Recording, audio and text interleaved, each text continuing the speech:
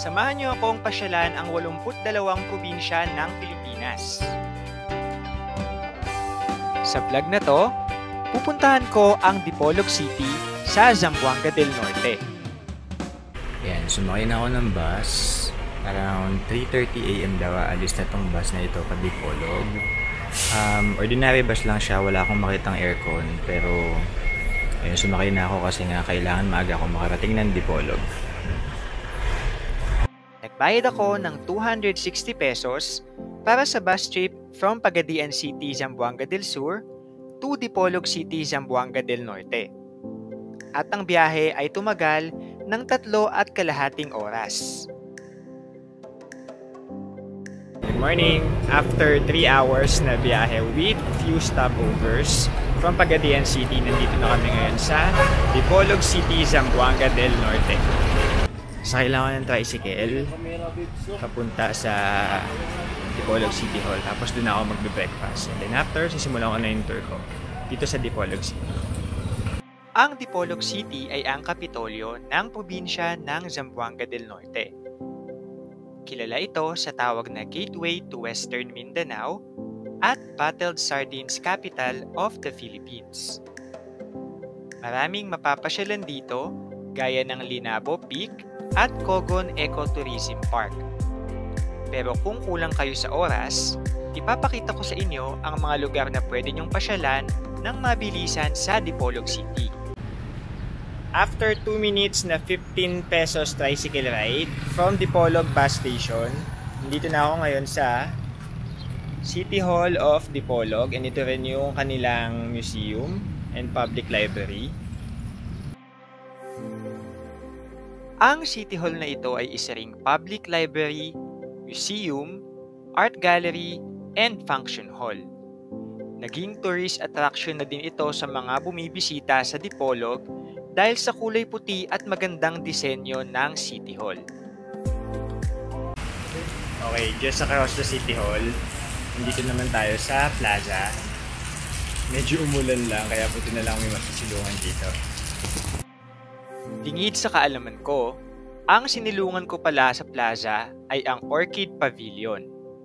Hango ito sa local orchid na pangadlaw na simbolo ng Dipolog City.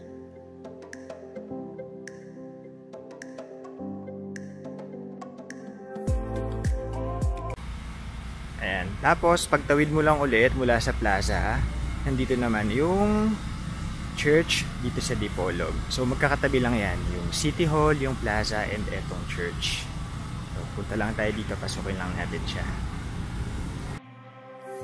Ang Cathedral of Our Lady of the Holy Rosary, na kilala rin sa pangalan na Dipolog Cathedral, ay ginawa noong 1894.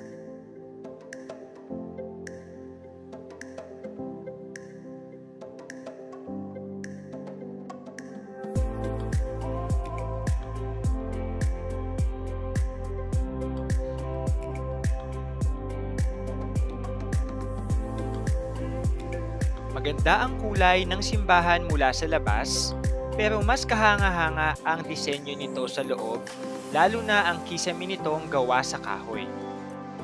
Okay, just a 3 minutes walk from the church. Nandito na ako ngayon sa provincial capital ng Zamboanga del Norte.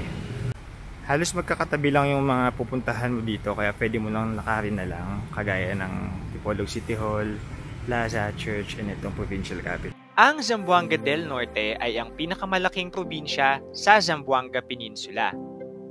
Meron itong 25 municipalities at 2 cities, namely Dipolog and Dapitan City. Ayan, breakfast po muna ako dito sa bakery sa tapat ng Zamboanga del Norte provincial capital. Ang nagastos ko for this breakfast is only 35 pesos. Okay, after mga 5 minutes na tricycle ride, nagbayad lang ako ng 20 pesos. Nandito na ako sa Explore Dipolog Landmark, and sa tapat nito yung Dipolog Boulevard.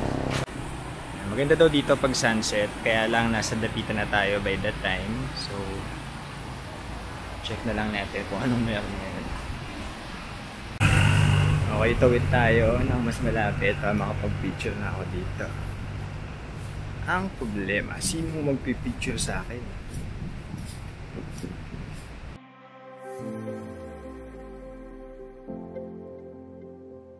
Ang Dipolog City Boulevard ay tinatawag ding Dipolog Sunset Boulevard dahil sa napakagandang sunset view mula dito. Ang 7.6 kilometers na pasyalang ito ay mas nabubuhay pa pagsapit ng gabi dahil sa mga food stalls sa kahabaan ng boulevard. Ayan, tapos na ang ating maiksing Dipolog City Tour. Bumalik na ako dito sa Dipolog Bus Station para sumakay nitong minibus papuntang Dapitan City kasi doon naman tayo mag-tour later bago mag-check-in sa Dakak. Ang Zamboanga del Norte ay ang 52nd province sa aking Project 82 Philippines. 30 province to go, #Pilipinas muna.